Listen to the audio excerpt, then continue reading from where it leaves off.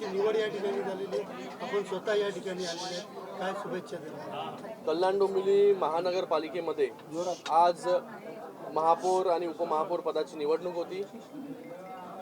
आज या कल्याण डोंबिवली महानगरपालिकेमध्ये महायुतीचे महापौर आणि उपमहापौर शिवसेनेच्या हर्षाली थविल चौधरी या महापौरपदी विराजमान झालेले आहेत आणि त्याचबरोबर भारतीय जनता पार्टीचे राहुलजी दामले हे उपमहापौरपदी विराजमान झालेले आहेत. मी दोघांना देखील खूप खूप या ठिकाणी शुभेच्छा देतो. आणि या कल्याण डोंबिवली महानगरपालिकेमध्ये नेहमीच महायुतीची सत्ता राहिलेली आहे. लोकांनी जे आहे महायुतीवरती नेहमीच विश्वास जो आहे हा दाखवलेला आहे. इथे खासदार असेल, आमदार असेल किंवा महापौर असेल किंवा उपमहापौर असेल, नेहमीच महायुतीची सत्ता या ठिकाणी देखील नेहमीच आलेली आहे. आणि या कल्याण डोंबिवली महानगरपालिकेमध्ये न भूतो न भविष्याचं 100पेक्षा जास्त जागा ज्या आहेत ह्या महायुतीच्या इथे निवडून आल्या. आज या महायुतीमध्ये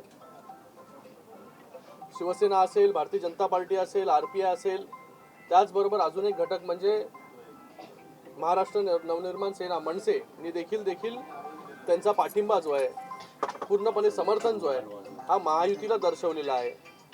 ह्या सगळ्यांनी येऊन आज या ठिकाणी महायुतीच्या महापौरांना आणि महायुतीच्या उपमहापौरांना समर्थन दिलेलं आहे. म्हणूनच या कल्याण डोंबिवली महानगरपालिकेमध्ये दोन्ही महापौर उपमहापौर बिनविरोध निवडून आले.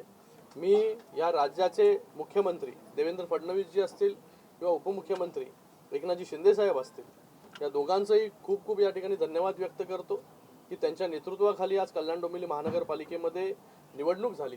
मी या ठिकाणी प्रदेश अध्यक्ष रवींद्र चव्हाणजी यांचाही धन्यवाद व्यक्त करतो, त्यांचंही अभिनंदन करतो की नेहमी या कल्याण डोंबिवली महानगरपालिकेमध्ये महायुतीची सत्ता येण्यासाठी किंवा या कल्याण डोंबिवली महानगरपालिकेमध्ये जी कामं चालू आहेत ती महायुतीच्या माध्यमाने चालू आहेत. हजारो कोटींची कामं जी आहेत या महानगरपालिकेमध्ये या हद्दीमध्ये चालू असताना आपल्याला या ठिकाणी पाहायला मिळतात. भविष्यात देखील महापौर आणि उपमहापौर यांच्या माध्यमाने आणि प्रशासनाच्या माध्यमाने या कल्याण डोंबिवली महानगरपालिकेमध्ये सर्व नगरसेवक जे निवडून आलेले आहेत या त्यांच्या सगळ्यांच्या सहकार्याने अजून चांगली कामं जी आहेत या कल्याण डोंबिवली महानगरपालिकेमध्ये होतील. ठाणे जिल्ह्यामध्ये शिवसेनेने आपला गड राखलाय. महायुतीचे महापौर सगळ्यात जास्त पालिकेवरती बसले. ठाणे महानगरपालिका असेल, कल्याण डोंबिवली महानगरपालिका असेल, उल्हासनगर महानगरपालिका असेल किंवा अंबरनाथ असेल, सगळीकडे जे आहे हे महायुतीचं वर्चस्व आपल्याला या ठिकाणी पाहायला मिळतंय. आणि ठाणे, कल्याण डोंबिवली, उल्हासनगर या ठिकाणी शिवसेनेचे महापौर जे आहे ते विराजमान झालेले आहेत. अंबरनाथमध्ये जे आहे हे पूर्णपणे बहुमत जे आहे हे शिवसेनेने त्या ठिकाणी स्थापित केलेलं आहे. एकंदरीत या कल्याण लोकसभेमध्ये 3.5 म्युनिसिपल कॉर्पोरेशन आहेत. या 3.5 म्युनिसिपल कॉर्पोरेशनमध्ये आपल्याला महायुतीचं वर्चस्व जे आहे या ठिकाणी पाहायला मिळेल. मुंबई महानगरपालिकेमध्ये पाहिलं तर महिला महापौर बसणार आणि उपमहापौर देखील महिला बसणार अशी चर्चा सुरू आहे. ह्या लोकसभेमध्ये किंवा ठाणे जिल्ह्यामध्ये जर आपण पाहिलं की लाडकी बहीण ठाणे महानगरपालिकेमध्ये पण लाडकी बहीण आहे, कल्याण डोंबिवली महानगरपालिकेमध्ये पण लाडकी बहीण आहे, उल्हासनगरमध्ये देखील लाडकी बहीण आहे, अंबरनाथमध्ये देखील लाडकी बहीण आहे. सगळीकडे जे आहे या लाडक्या बहिणी आपल्याला जे आहे हे नेतृत्व करताना आपल्याला पाहायला मिळतंय. फक्त लाडक्या बहिणी आम्ही बोलण्यापुरतं नाही, लाडक्या बहिणींची योजना देखील सरकारने आणली आणि आता लाडक्या बहिणींच्या हातामध्ये नेतृत्व देखील देण्याचं काम जे आहे हे शिवसेनेचे मुख्य नेते एकनाथजी शिंदे साहेब यांनी केलेलं आहे.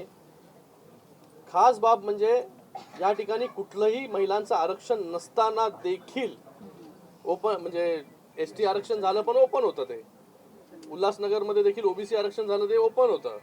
त्याचबरोबर ठाण्यामध्ये देखील ओपन होतं. SC आरक्षण झालं पण ते ओपन होतं. तर अशा या परिस्थितीमध्ये सगळीकडे जिथे महिला आरक्षण नसताना देखील तिन्ही ठिकाणी महिलांना नेतृत्व देण्याचं काम जे आहे माननीय उपमुख्यमंत्री उपमुख्य नेते एकनाथजी शिंदे साहेबांनी या ठिकाणी केलेलं आहे. तर खऱ्या अर्थाने लाडक्या बहिणींचं राज्य जे आहे त्या महाराष्ट्रामध्ये आलेलं आपल्याला पाहायला मिळतंय. जय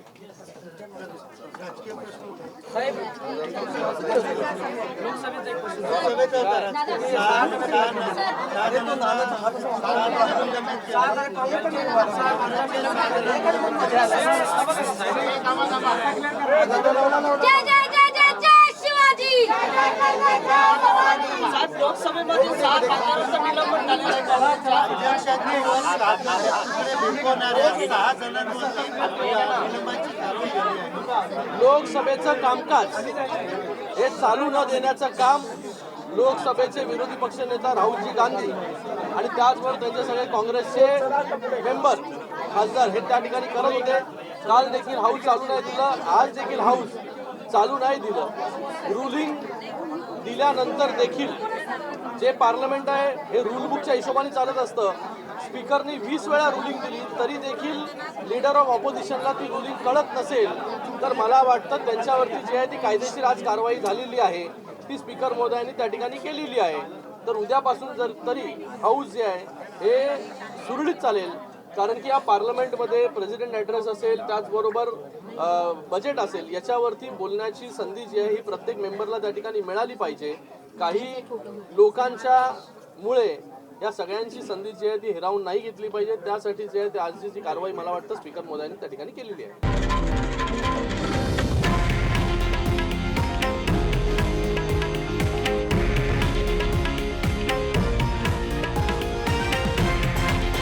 हे आहे देशातील नंबर 1 न्यूज नेटवर्क आणि आपण पाहत आहात TV9 मराठी, एकमेव.